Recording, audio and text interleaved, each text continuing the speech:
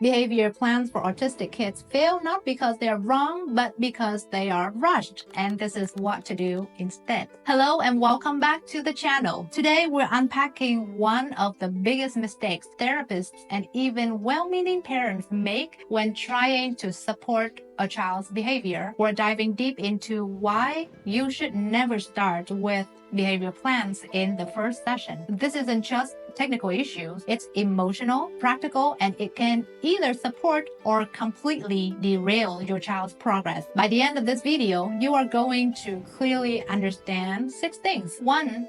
Why behavior plans often fail when we rush into them. 2. What a therapist should actually be focusing on in that very first session before any plans are implemented. 3.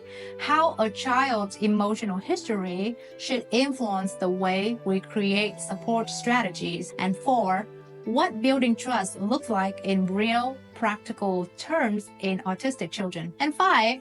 When it's the right time to introduce structure and how you know the child is ready. And finally, what parents can do at home during this early foundation phase, even before a formal plan is in place. So if you are a parent, a therapist, or an educator trying to make sure you are supporting your autistic child in the most effective and compassionate way possible, this video is for you. Let's jump right in. Why do behavior plans fail when we rush into them too soon? One of the biggest reasons behavior plans fail is simple. We skip the assessment and rush to the solution. Behavior is communication, and if we do not take the time to understand why a behavior is happening, then any plan we create is just a guess. And even a well-written plan, when built on wrong assumptions, can backfire. Let me give you a quick example. Let's say a child is melting down during a task because they are overwhelmed and trying to escape. If we respond with a timeout, thinking that we're setting a boundary, we may actually be reinforcing the escape behavior. The child gets what they wanted to avoid the task. So without understanding the function of the behavior, we accidentally reward the very thing that we are trying to reduce. That's why functional assessment isn't just paperwork, it is the foundation of a successful and ethical plan. Now, what should a therapist be observing or learning in the first session? Rapport and observation, that's it. As a therapist, I'm not walking in with strategies. I am watching, I'm learning, and connecting. I'm looking at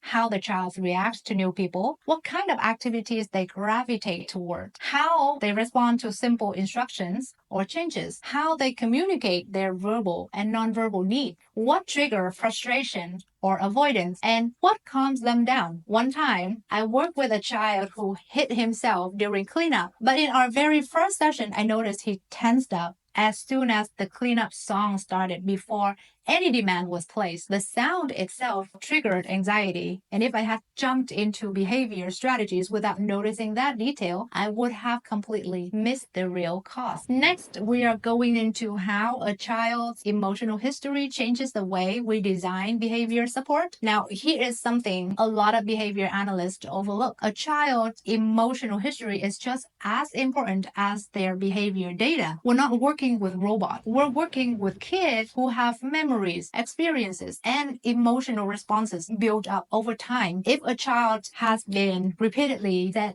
no to, had things taken away from them, or experienced a lot of correction and very little reinforcement, that history shapes how they respond now. They may escalate quickly, even over small demands, because they associate adults with stress. In ABA terms, we call this a learning history, the collection of experiences that have shaped their behavior. If we don't take that into account, we're not designing a support plan. We are recycling a generic strategy and hoping for the best result. Behavior support must be personalized. The child's past matters. Now, what does building trust look like in therapeutic setting? In ABA, we call this pairing. It means associating ourselves with positive, preferred experiences. But in plain language, it means becoming someone the child feels safe with. That might look like spending the entire first session sitting beside them while they are lining up toys. There's no talking, no instructions, no correction. correction, just sit there and follow their lead. One child I worked with refused to engage with any adult. So for 3 sessions, I said nothing. I just pushed toy cars when he did. Eventually, he handed one to me. And that tiny gesture was my opening. That was trust. If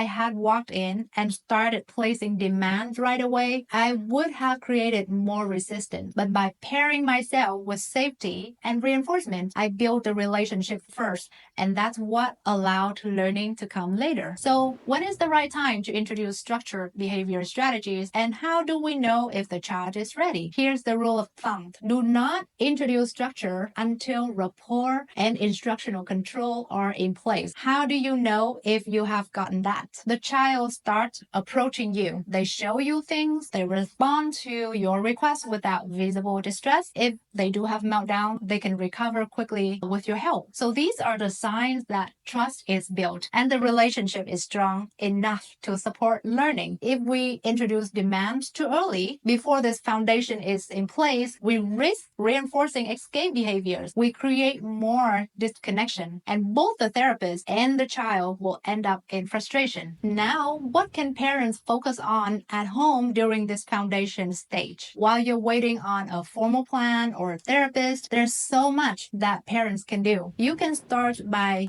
building reinforcement at home. This means that narrating what your child is doing, saying you put the block on top, you're watching TV, stuff like that. Offering small choices throughout the day, following their lead in play, using descriptive phrases like, I love how you handed that to me. I worked with a family who simply sat on the floor with their child while he lined up his toys. They didn't direct or correct him, they just described what he did. And in 2 weeks, the child started handing them toys and looking up to check their reaction. That is the connection, and that's where growth starts. Let's quickly review the 6 things that we covered today. 1, rushing into a plan without an assessment often leads to the wrong intervention. 2, the first session should be all about observing and connecting, not correcting. 3, a child's emotional history will tell you what kind of support will actually work. 4, building trust means following the child's lead, not forcing engagement. And 5,